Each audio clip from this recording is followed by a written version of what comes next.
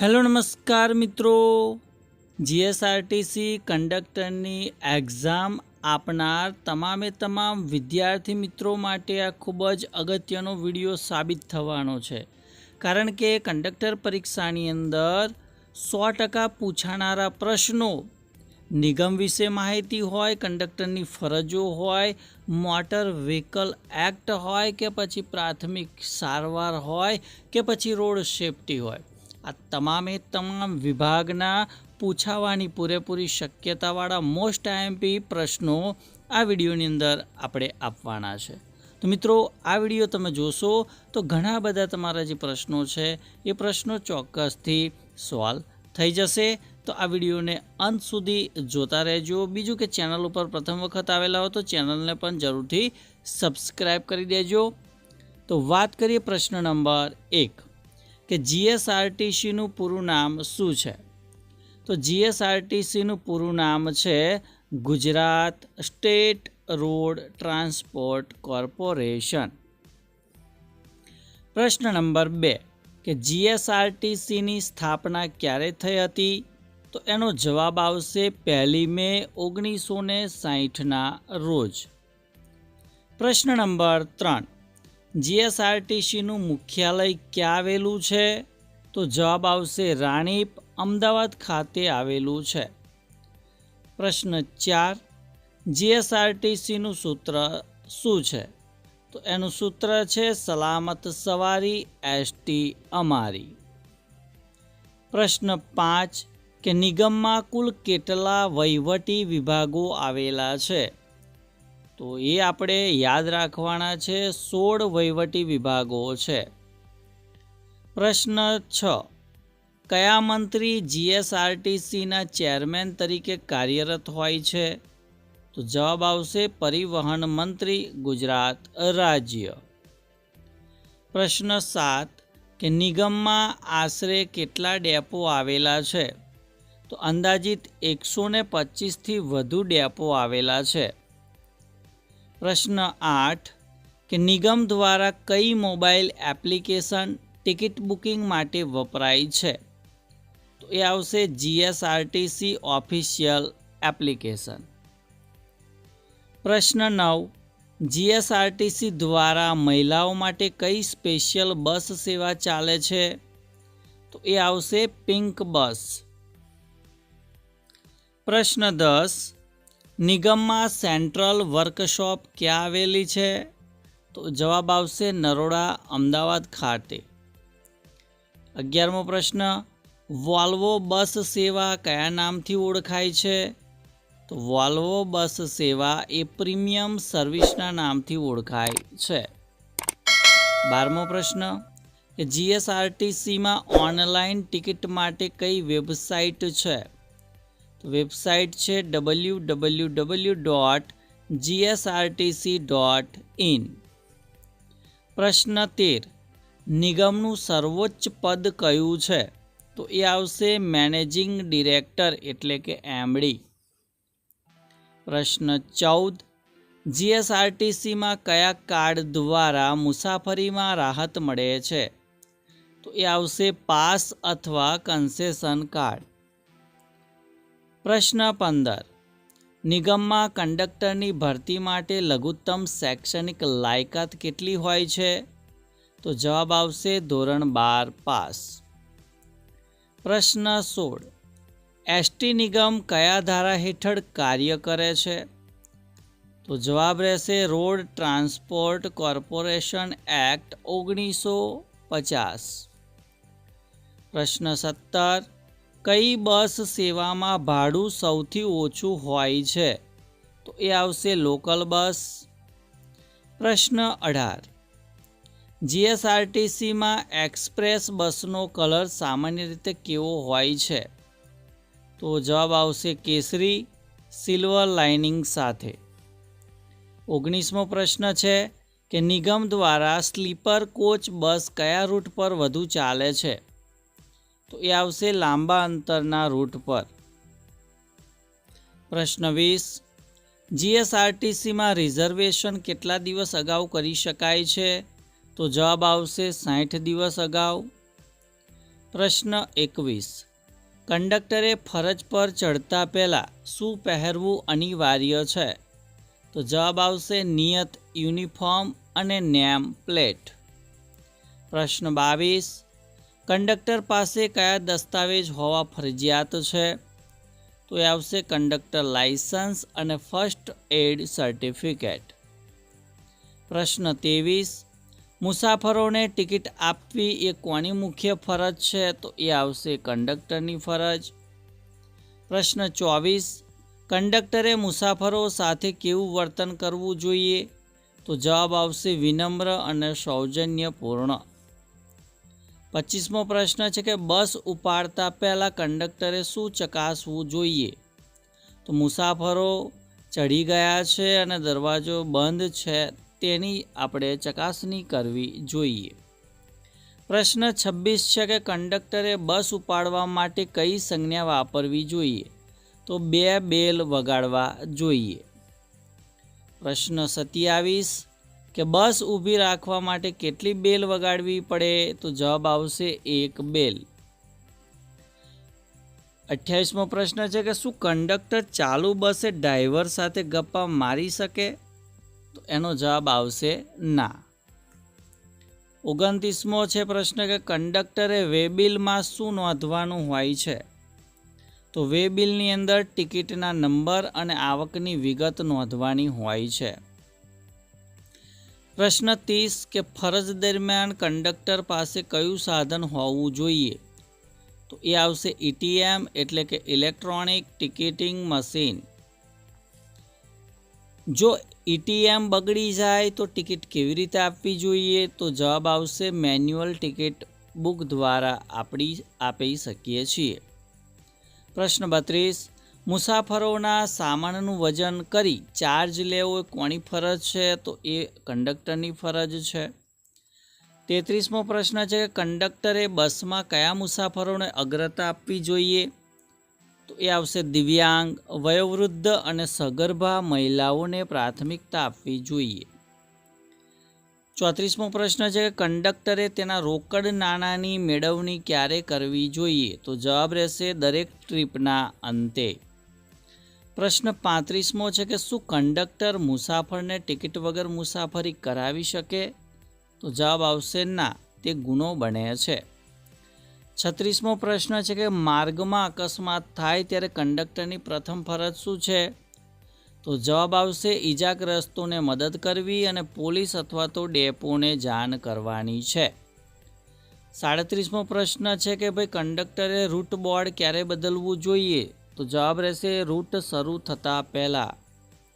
38મો પ્રશ્ન છે કે ETMનું પૂરું નામ શું છે? તો ETMનું પૂરું નામ આવશે ઇલેક્ટ્રોનિક ટિકિટિંગ મશીન. 39મો પ્રશ્ન છે કે બાળકો માટે અડધી ટિકિટ કઈ વય મર્યાદામાં હોય છે? તો 5 થી 12 વર્ષના છોકરાઓ હોય તો એના માટે અડધી ટિકિટ લેવી પડે છે. પ્રશ્ન 40 કે 5 વર્ષથી ઓછી ઉંમરના બાળક માટે ટિકિટ દર શું હોય છે? તો 5 વર્ષથી ઓછી ઉંમરના જે બાળકો છે એના માટે કોઈ ટિકિટ હોતી નથી, એટલે કે નિઃશુલ્ક હોય છે. પ્રશ્ન 41 કે કયા મુસાફરોને 100% ભાડામાં મુક્તિ મળે છે? તો જવાબ આવશે અંધ અને સંપૂર્ણ દિવ્યાંગ વ્યક્તિઓને. 42મો પ્રશ્ન કે જો મુસાફર ટિકિટ ખોઈ નાખે તો કંડક્ટરે શું કરવું જોઈએ? તો ફરીથી ટિકિટ લેવા માટે આપણે એને જણાવવું જોઈએ. 43મો પ્રશ્ન છે ગ્રુપ બુકિંગમાં ભાડામાં કેટલી રાહત મળી શકે? તો 10% રાહત મળી શકે છે. પ્રશ્ન 44 કે વોલ્વો બસમાં લગેજ ફ્રી મર્યાદા કેટલી હોય છે? તો એ 25 થી 30 કિલો હોય છે. 45મો પ્રશ્ન છે કે કંડક્ટરે પંચિંગ મશીનનો ઉપયોગ ક્યારે કરવો પડે? તો જ્યારે મેન્યુઅલ ટિકિટ આપવાની હોય ત્યારે. પ્રશ્ન 46 છે કે રિઝર્વેશન ચાર્જ ક્યારે લેવામાં આવે છે? તો સીટ અગાઉથી બુક કરાવતી વખતે. પ્રશ્ન 47 કે કયા પ્રકારની બસમાં કંડક્ટર હોતા નથી? તો કેટલીક ડ્રાઈવર કમ કંડક્ટર લોકલ સેવાઓમાં કંડક્ટર હોતા નથી. પ્રશ્ન 48 કંડક્ટરના વે બિલમાં પેસેન્જર મેનિફેસ્ટ શું છે? તો પેસેન્જર મેનિફેસ્ટ એ રિઝર્વેશન કરેલા મુસાફરોની યાદી ગણાય છે. 49મો પ્રશ્ન કે મોટર વ્હીકલ એક્ટ કયા વર્ષમાં અમલમાં આવ્યો? તો જવાબ આવશે 1988. પ્રશ્ન 50 કે કંડક્ટર લાયસન્સ માટે લઘુત્તમ ઉંમર મર્યાદા કેટલી હોવી જોઈએ? તો જવાબ આવશે 18 વર્ષ હોવા જોઈએ. આગળનો પ્રશ્ન છે કે લાયસન્સ રિન્યૂ કરાવવા માટે કેટલા દિવસનો સમય મળે છે? તો જવાબ આવશે 30 દિવસનો સમય મળે છે. આગળનો પ્રશ્ન છે કે બસમાં ફર્સ્ટ એડ બોક્સ હોવું કયા કાયદા હેઠળ ફરજિયાત છે? તો એ આવશે મોટર વ્હીકલ એક્ટ અંતર્ગત. જાહેરમાં ધૂમ્રપાન કરવું એ કયા એક્ટ મુજબ ગુનો બને છે? તો જાહેરમાં ધૂમ્રપાન કરવું એ માટેનો એક્ટ છે કોટપા એક્ટ. પ્રશ્ન 54 કે કંડક્ટર લાયસન્સ કોણ ઇસ્યુ કરી શકે છે? તો એ આવશે RTO રિજનલ ટ્રાન્સપોર્ટ ઓફિસ. પ્રશ્ન 55 કે બસમાં ક્ષમતા કરતાં વધુ મુસાફરો ભરવા એ શું ગણાય? તો ભાઈ એને ઓવરલોડિંગ ગણાય છે, જે નિયમ વિરુદ્ધ છે. આગળનો પ્રશ્ન છે કે ઇમરજન્સી દરવાજો કઈ તરફ હોય છે? તો બસની પાછળ અથવા જમણી બાજુ હોય છે. કંડક્ટરે સિગ્નલ પર શું ધ્યાન રાખવું જોઈએ? તો ડ્રાઈવરને પાછળના ટ્રાફિક અંગે સાવચેત કરવાના છે. 58મો પ્રશ્ન છે કે ફર્સ્ટ એડ બોક્સમાં કઈ દવા હોવી અનિવાર્ય છે? તો ભાઈ એન્ટીસેપ્ટિક ક્રીમ હોવી જોઈએ, પાટા હોવા જોઈએ, રૂ હોવું જોઈએ, ડેટોલ હોવું જોઈએ વગેરે વસ્તુઓ હોવી જરૂરી છે. મુસાફરોને ચક્કર આવે તો કઈ સ્થિતિમાં બેસાડવા? તો ભાઈ માથું નીચું રહે તેમ આપણે સુવડાવવાના છે. દાઝી ગયેલા ભાગ પર શું ન લગાવવું જોઈએ? તો ભાઈ ઘી અથવા તેલ લગાવવું જોઈએ નહીં. કંડક્ટરે CPR ક્યારે આપવો જોઈએ? તો જ્યારે હૃદયના ધબકારા બંધ જણાય અને કંડક્ટરે એ માટેની તાલીમ લીધી હોય તો જ તે CPR આપી શકે છે. પ્રશ્ન નંબર 62 ફ્રેક્ચર થયું હોય ત્યારે શું ન કરવું જોઈએ? તો ભાઈ હાડકાને હલાવવાની કોશિશ કરવી જોઈએ નહીં. બેભાન મુસાફરને શું ન આપવું? તો પાણી કે ખોરાક આપવાનો નથી. પ્રાથમિક સારવારનો મુખ્ય હેતુ શું છે?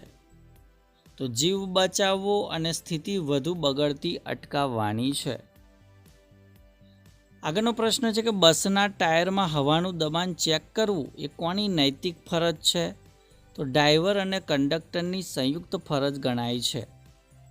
ડેપો મેનેજરનું કાર્ય શું છે? તો ડેપોનું સંપૂર્ણ વહીવટી સંચાલન કરવાનું કાર્ય છે. TIનું પૂરું નામ શું છે? તો TIનું પૂરું નામ આવશે ટ્રાફિક ઇન્સ્પેક્ટર. ATIનું કાર્ય શું છે? તો ભાઈ ATI એ માર્ગ પર બસોનું ચેકિંગ કરે છે. 69મો પ્રશ્ન છે કે કંડક્ટરે ફરજ પૂરી થયા પછી શું જમા કરાવવું પડે? તો ATM, કેશ અને વેબિલ જમા કરાવવું પડે છે. પ્રશ્ન નંબર 70 કે બસમાં અગ્નિશામક ક્યાં હોય છે? તો ડ્રાઈવરની કેબિન પાસે હોય છે. જો બસ રસ્તામાં બગડી જાય તો કંડક્ટરે શું કરવું? તો મુસાફરોને બીજી બસમાં બેસાડવાની વ્યવસ્થા કરવી પડે. GSRTCમાં કયા પ્રકારના ઈંધણનો વધુ વપરાશ થાય છે? તો ડીઝલ અને CNGનો ઉપયોગ વધારે થાય છે. ઇલેક્ટ્રિક બસ સેવા ગુજરાતમાં કયા શહેરો વચ્ચે શરૂ થઈ છે? તો એ આવશે અમદાવાદ ગાંધીનગર, અમદાવાદ વડોદરા. ખોવાયેલો સામાન કંડક્ટરે ક્યાં જમા કરાવવો? તો ડેપોના લોસ્ટ પ્રોપર્ટી ઓફિસમાં ખોવાયેલો સામાન જમા કરાવવાનો હોય છે. કંડક્ટરે ટિકિટ કાપવા માટે કયા કાગળનો ઉપયોગ ATMમાં કરવો? તો એ જે ટિકિટ આપણને આપવામાં આવે છે એ કાગળ આવે છે થર્મલ પેપર રોલ. બસમાં રિઝર્વ સીટો કોના માટે હોય? તો મહિલાઓ માટે, દિવ્યાંગો માટે, ધારાસભ્યો અને સંસદ સભ્યો માટે હોય છે. આદર્શ કંડક્ટર કોને કહેવાય? તો ભાઈ જે પ્રામાણિક હોય, સમયપાલક હોય અને મુસાફરો પ્રત્યે મદદરૂપ હોય એને આપણે આદર્શ કંડક્ટર કહીશું. અમદાવાદ વિભાગની બસની ઓળખ કઈ છે? તો એ આવશે આશ્રમ. જીએસઆરટીસી દરરોજની અંદાજે કેટલી ટ્રીપ મારે છે? તો 41,446 જેટલી ટ્રીપો મારે છે દરરોજની. જીએસઆરટીસી નિગમની તમામ બસો કેવી પરમિટ ધરાવે છે? તો એ આવશે સ્ટેજ કેરેજ પરમિટ. જીએસઆરટીસી નિગમ દ્વારા કયા વર્ષથી મહિલા કંડક્ટરની ભરતી કરવામાં આવી? તો એ આવશે વર્ષ 2012થી. જીએસઆરટીસીનું એશિયાનું સૌથી મોટું વર્કશોપ ક્યાં આવેલું છે? તો એ આવશે અમદાવાદના નરોડામાં. પ્રશ્ન 83 કે તાજેતરમાં જીએસઆરટીસીનું પ્રથમ સેટેલાઇટ બસ સ્ટેશનનું ઉદ્ઘાટન ક્યાં કરવામાં આવ્યું? તો એ આવશે રાજકોટ ખાતે.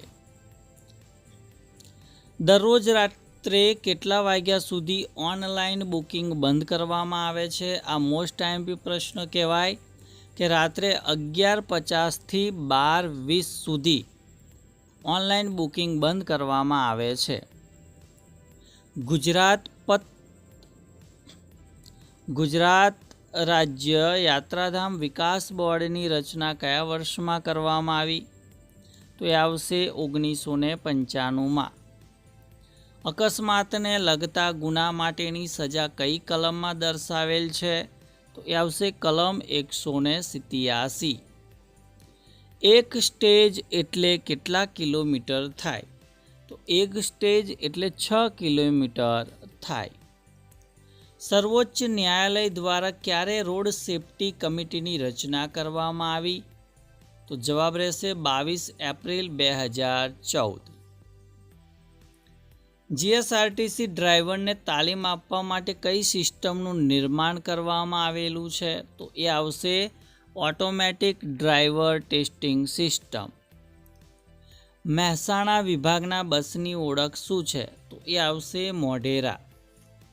હાઈવે પરની હોટલ પર એસટી બસના રોકાણ માટે શું આપે છે?